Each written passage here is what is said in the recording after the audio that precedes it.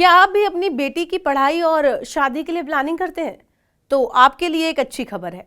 सरकार ने जनवरी मार्च 2024 तिमाही के लिए सुकन्या समृद्धि योजना पर मिलने वाली ब्याज दर बढ़ा दी है। जनवरी से मार्च 2024 के लिए सुकन्या समृद्धि योजना पर 0.20% ज्यादा ब्याज मिलेगा। सुकन्या समृद्धि योजना पर ब्याज दर 8% से बढ़ाकर 8.2% हो गई है।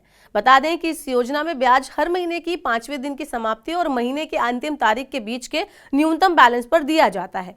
हर वित्त वर्ष के अंत में ब्याज की राशि खाते में क्रेडिट कर दी जाती है। सुकन्या योजना के अलावा डाकघर की 3 साल की फिक्स डिपॉजिट स्कीम में भी पैसा लगाना फायदेमंद हो गया है। सरकार ने इसमें भी 0.10% बढ़ोतरी कर दी है।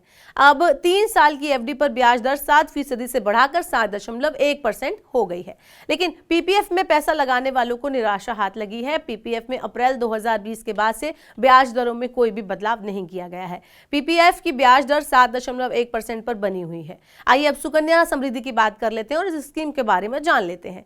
केंद्र सरकार की ओर से इस स्कीम को 2 दिसंबर 2014 को शुरू किया गया था। सुकन्या समृद्धि केंद्र सरकार की एक योजना है जिसे विशेष तौर पर लड़कियों के लिए डिजाइन किया गया है। इस स्कीम में कोई भी व्यक्ति अपनी 2 बेटियों के लिए सुकन्या समृद्धि अकाउंट खोल सकता है। ये स्कीम खासतौर पर बेटी की शादी और शिक्षा जैसे बड़े खर्चों के लिए पैसे इकट्ठा करने में माता पिता की मदद करती है। अब फायदों की बात कर लेते हैं तो इस स्कीम में ना सिर्फ एफडी जितना आपको ब्याज मिलता है, वही आपको निवेश करने वाले अभिभावक जो होते हैं और जो माता पिता होते हैं उनको टैक्स सेविंग में भी लाभ मिलता है।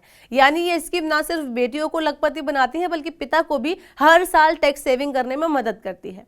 अब जान लेते हैं कि इस स्कीम में कब अकाउंट आप खोल सकते हो और कितने समय बाद आप पैसा निकाल सकते हो।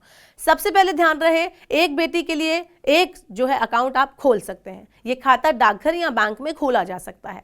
साथ ही देश के किसी भी शहर या फिर शाखा में आप इसे ट्रांसफर भी करवा सकते हैं। इस स्कीम के तहत आप बेटी के जन्म से लेकर 10 साल की उम्र तक खाता खोल सकते हैं। यह आपको 15 साल तक निवेश करना होता है। ये खाता खोलने की तारीख से 21 साल बाद ये खाता जो है, ये जो अकाउंट है वो मैच्योर हो जाता है। इसके साथ ही बेटी की शादी होने पर भी खाता मैच्योर माना जाता है।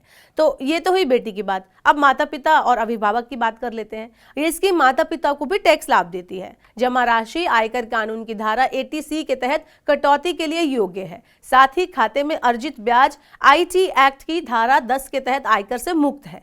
यहां ध्यान रखने वाली बात यह है कि आपको अनुशासित रूप से लगातार निवेश करना होगा। अगर आप साल में 250 रुपए का मिनिमम निवेश भी करते हैं तो भी आपका खाता चालू रहेगा। लेकिन अगर आप किसी साल न्यूनतम निवेश करने में विफल रहते हैं तो आपका खाता बंद कर दिया जाएगा। खाता दोबारा खुलवाने के लिए आपको 50 रुपए का जुर्माना यानी पेनल्टी और न्यूनतम जमा राशि ऐड करनी होगी, उसमें जमा करनी होगी और खाते को आप दोबारा खुलवा सकते हैं।